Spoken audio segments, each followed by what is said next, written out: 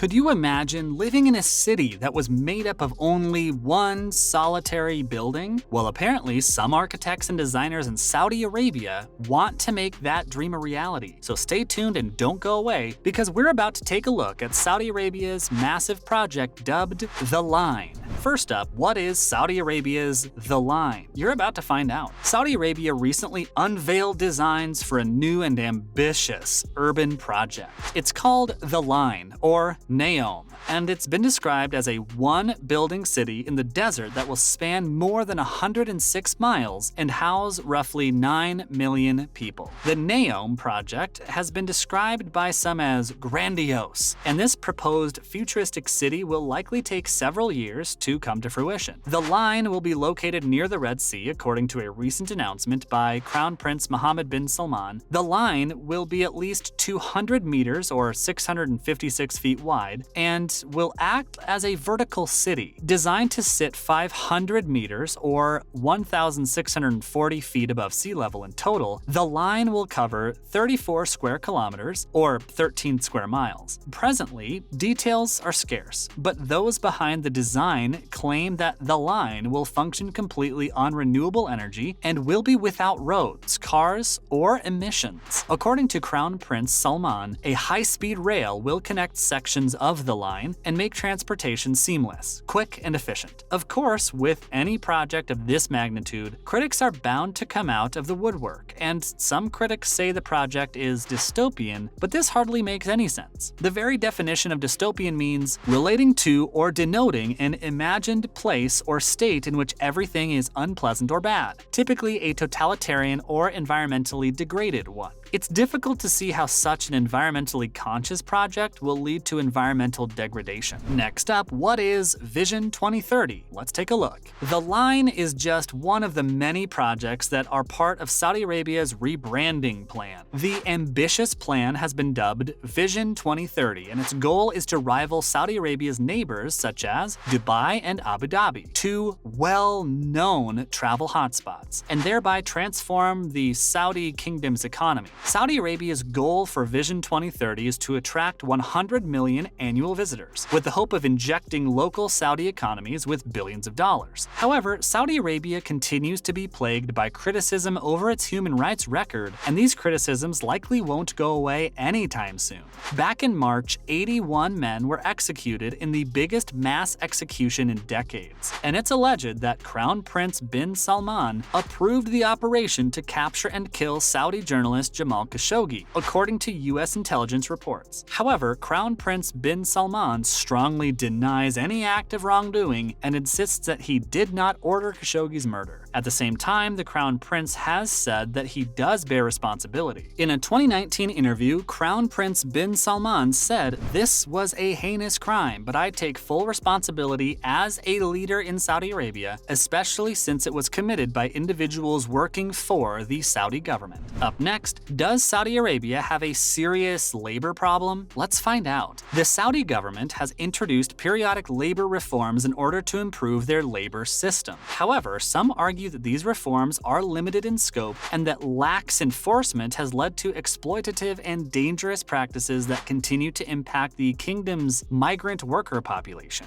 According to Human Rights Watch, an organization dedicated to the protection of human rights as defined by United Nations charters, millions of migrant workers in the kingdom fill manual, clerical, and service jobs. In fact, migrant workers make up more than 80% of the private sector workforce. That's no small number. Human Rights Watch has been critical of Saudi Arabia's visa sponsorship system known as kafala, and says that over the past decade, other Gulf states have also embarked on reform of their notorious kafala systems, with most introducing more significant reforms than those of the Saudi authorities. However, many of the same violations against migrant workers' rights persist across the region, most commonly unpaid and delayed wages and passport confiscations. Human Rights Watch is calling on the kingdom to quickly improve conditions for migrant workers, especially now with the upcoming Neom project, which will require several thousand workers for the better part part of a decade. The Neom project will purportedly be powered by clean energy and run with the aid of artificial intelligence. Expect to see robot maids, flying taxis, and a giant artificial moon headline as features of a promised tech paradise. The Neom project is backed by $500 billion from the Saudi government and the Saudi Arabian Public Investment Fund, or PIF. Stay tuned and don't go away, because we're revealing more mind-blowing mammoth-sized projects in the Persian Gulf. Next up, what can you do with 3 billion square feet of desert? Build Dubai Land. Developers in Dubai are transforming 3 billion square feet of desert into Dubai Land,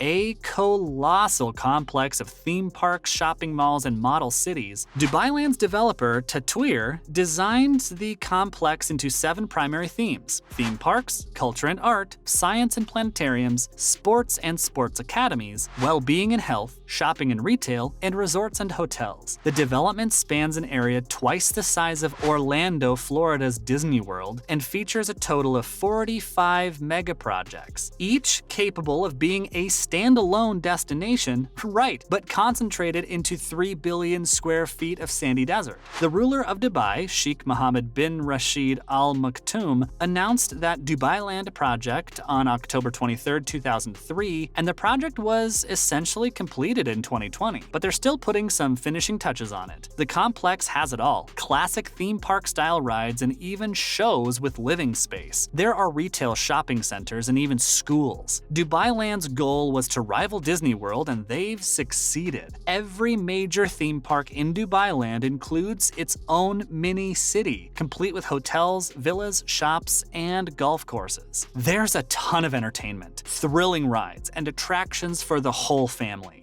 If you decide to go, however, be sure to bring some extra spending cash, because it's not exactly cheap, and there's so much to offer that you'll have to stay for a good amount of time if you want to see as much of it as possible. Up next, are you ready for Kuwait's Silk City? Wait until you see these plans. Kuwait's National Development Plan 2035 will see the design and construction of the new $86 billion Silk City development project. Silk City will span 250 square kilometers in Subaya, Kuwait.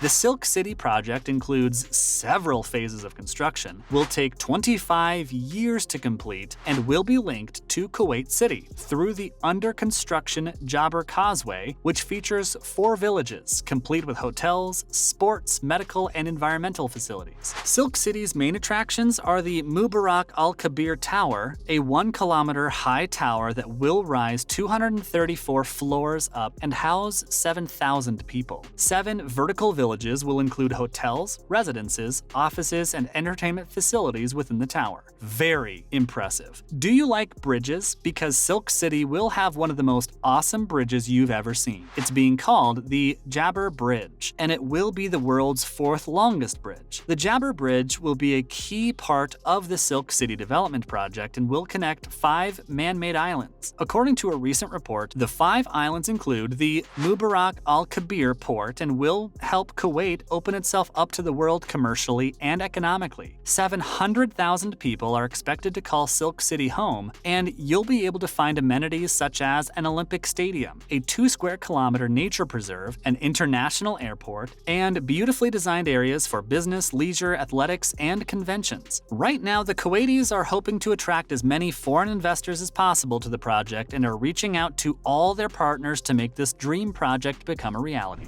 Finally, what's the biggest infrastructure project in India? Welcome to the Delhi-Mumbai Industrial Corridor, or DMIC, India's biggest development project. The project is expected to turn India into a global manufacturing and logistics hub with planned metropolitan centers and manufacturing facilities that will provide an incredible economic boost. The DMIC's influence would spread across 6 states, and the first round of funding for the DMIC will be roughly $100 billion.